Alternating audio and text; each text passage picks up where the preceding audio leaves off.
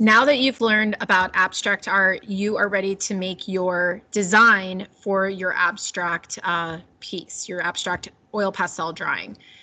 To do this, we're going to use the same technique that Franz Klein used when he created an abstract design using a realistic object. So we're going to look at some pictures, some realistic pictures, and that's going to help inspire you to make your abstract piece. That way you don't have to just think of an abstract design all on your own.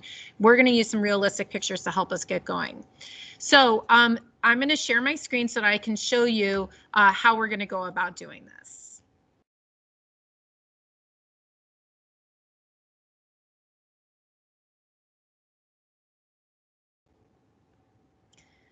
All right, so the first thing that we need to look at is in your team's site, you were assigned an assignment that says abstract art thumbnail sketches. The first thing that you want to do is you want to open up that assignment.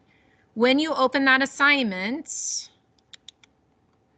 you're going to see the instructions, and then you're going to see that there's a PowerPoint attached to it. Okay, you want to go ahead and open up that PowerPoint to complete this assignment. This is the PowerPoint. On the first slide, I've given you all of the directions. So make sure that you refer to that first slide to see the directions and that you're following them closely and completing all the steps. First thing that you want to do, the first direction says that you want to choose 2 photos from the following slides to use as inspiration for your abstract drawing. So as you can see, there are over 20 slides here that have some different pictures that I've put into the PowerPoint. So you need to look through them, and you're going to choose 2 different pictures that you think might be able to make a good abstract design. Okay, so that's the first thing that you're going to do is choose 2 pictures. Then you're going to crop the photo using one of the red rectangles on the slide. Just keep in mind that you can change the size of the rectangle, but it must keep the rectangle shape. You can't change the rectangle to a square or a long skinny rectangle. You have to keep the proportions of the rectangle the same because those are the proportions that your paper will be. Once you have found 2 different compositions and you have used the rectangle to crop it to make an interesting composition, then you're going to use that as your inspiration, and you're going to simplify the composition to make it abstract and draw it in the worksheet. When you are drawing it in the worksheet, there can be no recognizable objects, and you're going to follow that for your second photo. Once you have your 2 thumbnail sketches, you're going to choose the better composition, and you're going to use your colored pencils to come up with a color plan for just one of your design, the one that you think is better.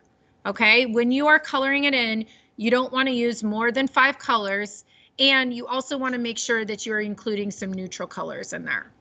So let me just show you how to go about doing this. I want to look through the slides, and I want to find a slide that is appealing to me that I think I might be able to create an interesting composition. So I might start with this slide. On each of the slides, you're going to notice that you have 2 different rectangles. One is if you want to try and create a landscape composition, and you can use that rectangle. Or the other one is in case you want to try and use it for a portrait style landscape. You'd only have to choose one rectangle. Okay, so if I'm going to choose to do a portrait style with this, I can just go ahead and I can click and get rid of that landscape style rectangle. Now, like I said, you can make the rectangle larger, you can make it smaller, but you have to keep it in the same rectangle shape. I cannot make my rectangle into a square. I can't make it into like a long skinny rectangle. I need to keep it in the general proportions of this rectangle. So what I want to do is just kind of move the rectangle around. This is like a viewfinder, and I want to look at the shapes and kind of figure out, okay, what kind of abstract drawing could I make from this and create an interesting composition? So maybe I want to stop it right, maybe like about there, okay? And then I'm going to look at this, and I don't want to draw exactly what I see. I don't want to make it look like it's a box with some pearls and, you know, thread coming out of it with the needle. I want to kind of simplify this. I'm going to use this for inspiration to create an abstract drawing. So this is the worksheet that you're going to be working on, okay? It's in the front of your sketchbook. It should be the worksheet that is right after the oil pastel practice worksheet that we completed earlier.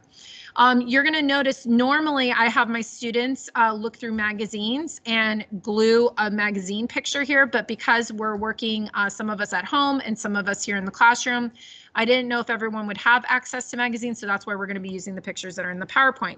So you don't have to worry about gluing your inspirational image here, okay? What we do need to worry about is just drawing our pictures in the thumbnail. So you're going to create 2 designs. One is going to go in each of those squares. Now, because my drawing for this one, I've chosen to do a portrait style, I'm going to go ahead and I'm just going to turn my paper sideways so that my rectangle is going in a portrait style. Then what I want to do is look at my cropped picture, and I'm going to use that as inspiration, and then I'm going to come up with a sketch for that. Okay, so this is the sketch that I designed. I did not make a literal copy. I tried to simplify the design to some basic, in this case, geometric shapes. And feel free to add things to your picture. Feel free to take things out of the picture. Basically, what you want to do is just come up with an abstract design that is inspired by the picture that you see here. Okay? So that was my first sketch. Then I have to complete a second sketch. So for my second sketch, I chose this picture here. Again, you want to use the rectangles. You can make them larger, you can make them smaller, move them around the picture until you find a composition that you think might be interesting. I, again, chose a portrait style. So I'm going to go ahead and get rid of the landscape. And this was the composition that I thought might be interesting for a piece of abstract. I went ahead and I drew that on my paper. And this is the design that I came up with. Again, it doesn't look like it is forks and spoons sitting on a plate on a placemat. I simplified it into shapes. Okay, I first drew it in pencil, and then once you have both of your designs drawn in pencil, the next step that you want to do is choose the one that you think is better. I thought that this was a better design. When I was looking at the checklist of things to do, I thought that this design had more of what I needed in my checklist. So to make an interesting composition, you want to make sure that you have a clear focal point, 1 or 2 or 3 large shapes. You want to make sure that you have variety, shapes that are different sizes. You want to make sure that you don't draw your shapes too small. You don't want to have these little itty bitty tiny shapes. The general rule is that you shouldn't have any shapes smaller than the size of your thumbnail. Okay, and then you want to have at least 3 layers in your design. So if you look at my design, I have lots of layers. I have a circle that's in front of the rectangle, and the rectangle is in front of this larger circle shape in the back, and this larger shape is in front of this background. What you want to try to avoid is just having shapes and a background. You want to create layers in your design. And then finally, when you go to color it, you want to make sure that you're creating color unity and not using more than 5 colors. And I encourage you to use some neutral colors. Okay, so I chose this as my design. And then the last step is, once you choose your best design, you're going to just come up with a general color plan. This is not going to be exactly how you're going to color it. In your oil pastel drawing, you're going to have color to color transitions, and you're going to have value transitions. But I want you just to come up with a general color plan. You should not have more than 5 colors, and I encourage you to use some neutral colors in there too. So I use some browns in here. I use some black, some neutral colors, and then I have also some bright colors in my design as well. I try to create color unity in my design by repeating colors. I have this kind of yellowish gold color, and I repeated it in other parts of my picture so that it's creating color unity.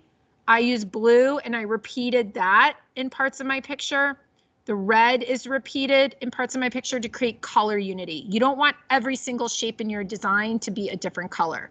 That just creates chaos in your design. You want to have variety, but you also want it to look unified by repeating some colors and also some shapes in your design. It's always good to repeat shapes. Once you have finished coloring in your best sketch, just the one sketch, then you're done. This will be the sketch that I would use for my abstract design. The last thing that you need to do is take a digital scanned picture of your entire worksheet, and then you're going to submit that on Teams.